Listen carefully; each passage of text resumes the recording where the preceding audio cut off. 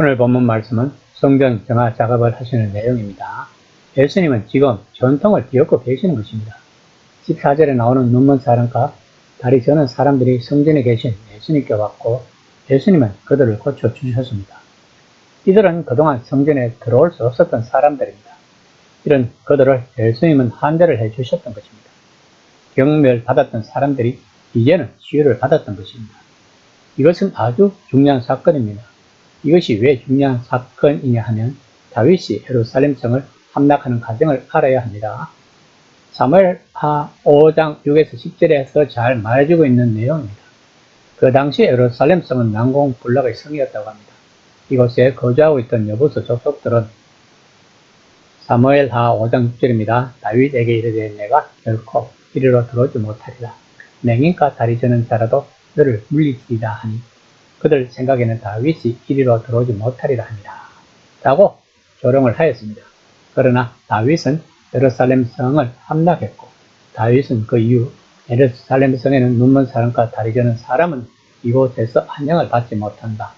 조롱하는 적을 상기하고 싶지 않다는 이유로 이들은 예루살렘 성전에는 들어가지 못했던 것입니다. 이후 천년 동안 이어져 오던 것을 예수님이 깨뜨려 버린 것입니다. 이처럼 예수님은 그 당시 사람들의 관념을 무너뜨린 것입니다. 이런 차원에서 성전 정화 작업을 해석하면 좋을 것입니다. 21장 10에서 13절입니다.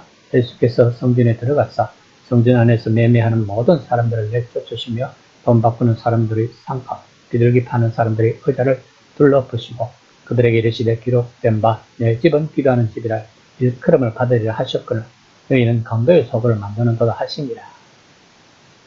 우리가 알아야 할 것은 예수님은 일부 사람들이 생각하는 것처럼 무력으로 성전을 증거하거나 또 안전상과 비둘기 상인들의 착취에 항의하시는 것이 아니라는 것입니다. 희생 제사를 드리려면 사람들은 깨끗한 상태의 동물을 살 수 있어야 했습니다. 한번 생각해 보세요. 갈릴리도 예루살렘까지 오려면 며칠이 걸려야 하고 심지어 외국에서 오는 순례객들은 아주 오랜 시간이 걸릴 것입니다. 그러다 보면 오는 도중에 그 짐승들은 죽거나 상할 것입니다. 그래서 성전에서 제물로서 양이나 비둘기를 파는 것입니다. 제물을 살 때 사용하는 동전 또한 성전에서 발행한 특별한 동전을 사용했던 것입니다. 이것이 그 당시 성전의 규정이었던 것입니다. 제사는 하나님이 정하신 제도였고 성전은 그 목적을 위해 존재했습니다. 그러므로 성전에서 끊임없이 진행되는 매일의 제사는 이스라엘과 하나님을 계속해서 연결시켜주는 행위였던 것입니다. 그런데 예수님은 그 행위에 심각한 문제가 생겼음을 암시하는 행동을 하고 계시는 것입니다. 예수님은 사고팔고 한전하는 행위 자체를 반대하신 것이 아닙니다. 예수님이 너희는 강도의 소굴을 만들었다 라고 말씀하실 때의 강도는 우리가 생각하는 그런 강도가 아닙니다. 본문에서 강도는 혁명가를 의미했던 것입니다. 이들은 정의로운 하나님 나라가 임할 것과 이스라엘이 승리할 것을 너무나 굳게 믿은 나머지 자신들이 직접 법을 시행하려 했던 사람들입니다. 그들은 예수님 앞에서 언급하신 폭력적 무리였습니다. 그러므로 성전 또한 이스라엘 백성이 하나님께 기도하는 장소가 아니라 하나님 나라가 위대한 혁명을 통해 무력으로 임하기를 갈망하는 폭력도 불사하는 강도들의 염원을 상징하는 장소가 되었던 것입니다. 그것은 예수님이 평생에 걸쳐 반대하신 일이었고 특히 산상수훈을 통해 그러한 입장을 보여주셨던 것입니다. 그래서 제사를 멈추게 한 것입니다. 이어서 14절에서 맹인과 다리 저는 사람들을 성전에서 고쳐주신 사건 또한 같은 맥락에서 이해하면 되는 것입니다. 즉 이때까지 지탱해온 예루살렘의 군사적 힘과 정복의 이념은 더 이상 중요하지 않다는 것입니다. 19절에 나오는 무화과 나무 사건 또한 같은 맥락에서 보아야 합니다. 예수님은 무화과 나무에 대해 평소답지 않는 별난 반응을 보이신 것도 같은 이유입니다. 예수님은 열매를 따르고 다가가셨지만 열매가 하나도 없는 것을 보시고 그 나무가 영원히 열매 맺지 못할 것이라고 준엄하게 선언하셨습니다. 성전에서 하신 예수님의 행위가 바로 그런 것이었습니다. 21장 21에서 22절입니다.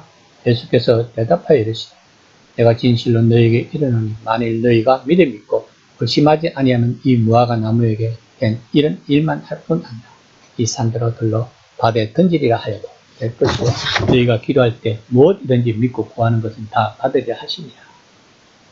본문에서 예수님이 제자들에게 기도에 대해 하신 약속은 특이한 일들을 행하는 기도의 능력에 대해 일반적으로 하신 말씀이 아닙니다. 본문을 문자적으로 받아들여서 어떤 소원하는 것을 이루기 위해 금식 기도도 불사하는 성도들도 많다는 것도 사실입니다. 그러나 본문 말씀은 앞의 성전정화 사건과 연관을 지어서 하신 말씀이라는 것을 알아야 합니다. 즉 성전이 세워진 산 바로 옆에서 이 산들어 돌려 바다에 던져지리라고 하신 말씀의 의미는 하나님의 심판이 이 반항적 민족에게 임할 때 성전에는 어떤 일이 일어날지를 암시적으로 경고하는 말로 받아들여야 한다는 것입니다. 실제로 예루살렘은 66에서 70년에 발생한 1차 유대전쟁으로 초토화가 되었던 것입니다. 그리고 마태복음 또한 그 이후에 만들어졌기 때문에 이거를 접하는 첫 독자들은 마태가 무엇을 말하고자 하는지를 완벽하게 이해했을 것입니다. 그러면 오늘날 예수님이 하시는 혁명은 어떤 방식으로 필요할지를 한번 생각해 볼 필요가 있습니다. 현재 교회는 예수님 이후 2000년이 흘렀습니다. 과연 현재 한국교회에 예수님이 오시면 한국교회를 엎으시는 것은 아닐까? 한번 진지하게 생각해 보는 시간이 되었습니다.